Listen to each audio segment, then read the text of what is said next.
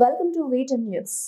దమ్మపేట మండల పరిధిలోని పూసకకుంట గ్రామానికి గత 15 రోజుల క్రితం రాష్ట్ర మంత్రి తుమ్మల నాగేశ్వరరావు భద్రాద్రి కొత్తగూడెం జిల్లా అధికారులతో ఆ గ్రామానికి వెళ్లారు.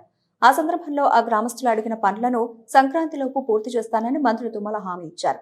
మాట ఇచ్చిన 15 రోజుల్లోనే ఆ గ్రామానికి కావలసిన బోరు మరియు మోటార్లను ఆ గ్రామానికి అందించారు. మాట ఇచ్చి మర్చిపోయే మంత్రులున్న ఈ కాలంలో సంక్రాంతిలోపే పూర్తి చేస్తానని చెప్పి సంక్రాంతి రాకముందే ఆ పనులను పూర్తి చేయడం పట్ల ఆ గ్రామస్తులు ఆనందం వ్యక్తం చేశారు.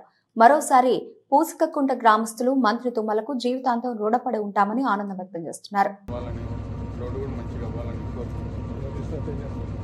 పామేలు వేసుకుంటాం సార్.